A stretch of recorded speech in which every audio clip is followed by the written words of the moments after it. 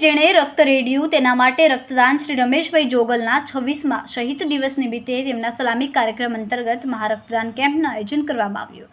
ઉપલેટામાં યાદવ હોટેલે વીર શહીદ રમેશ જોગલની પ્રતિમાને હારતોરા કરીને કેમ્પને ખુલ્લો મૂકવામાં આવ્યો હતો।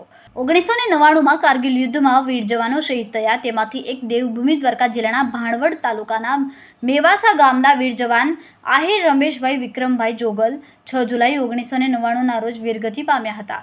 6 જુલાઈના રોજ 26 વર્ષ પૂર્ણ થવાના હતા, જે વીર રમેશભાઈ જોગલને સલામી કાર્યક્રમ અંતર્ગત યાદવ હોટેલ દ્વારા મહારક્તદાન કેમ્પનું આયોજન કરવામાં આવ્યું હતું। આ મહારક્તદાન કેમ્પમાં પોરબંદરના સાંસદ મનસુખભાઈ માંડવિયાએ હાજરી આપી હતી અને ઉપલેટા ધોરાજીના કાર્યકર્તાઓએ પણ હાજરી આપી હતી। માજી સૈનિક મંડળના સર્વ ભાઈઓએ હાજરી આપી હતી। આ કેમ્પમાં શ્રીરામ બ્લડ બેંક પોરબંદરે સેવા આપી રહ્યા છે। આ બ્લડ ડોનેશનમાં અંદાજે 70 થી 75 બોટલ થઈને મહેમાનોએ જામનગરથી ડૉક્ટર વિરાણી ઓસમ ડુંગરની મુલાકાત કરી અને યાદવ હોટેલમાં ભોજન લેવા પધાર્યા હતા। તે લોકોએ પણ બ્લડ ડોનેશન કરેલું હતું। આ બ્લડ ડોનેટ થયેલ તે શ્રીરામ બ્લડ બેંકને સમર્પિત કરવામાં આવ્યો હતો। આ કેમ્પમાં ગામના આગેવાનો, મહાનુભાવો, વડીલો, માજી સૈનિકો ઉપસ્થિત રહ્યા હતા। આ કેમ્પને સફળ બનાવવા યાદવ હોટેલના સ્ટાફે જહેમત ઉઠાવી હતી।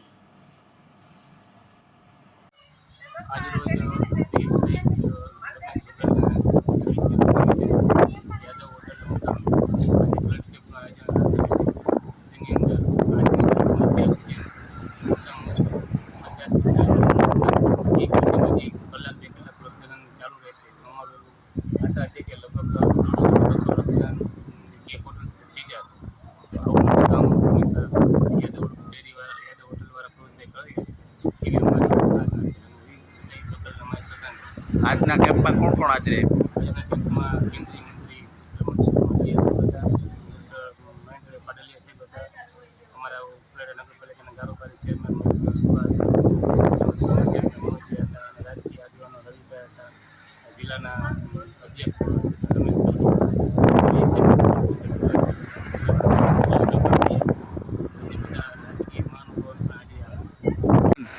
હું doctor Rajendra S Virani Madhav hospital Jamnagar ખાતે જનરલ સર્જરી પ્રાઇવેટ પ્રેક્ટિસ કરું છું।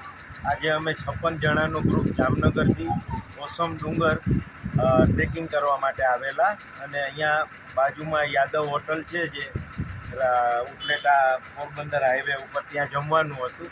જમીને અમે બહાર નીકળીએ ત્યારે ખ્યાલ આવ્યો કે બાજુમાં શ્રી શાંતિ બ્લડ બેંકવાળાનું બ્લડ ડોનેશન કેમ્પ છે, તો અમે મુલાકાત લીધી ને અચાનક જ અમને પણ એમ થયું કે ચાલો આપણે પણ બ્લડ ડોનેશન કરીએ। અમે બ્લડ ડોનેટ પણ કર્યું અને એક કદાચ એવું ક્યાંક ભાગ્યમાં લખેલું હશે કે આ જગ્યાએ અમારું બ્લડ અમે ડોનેટ કરીએ।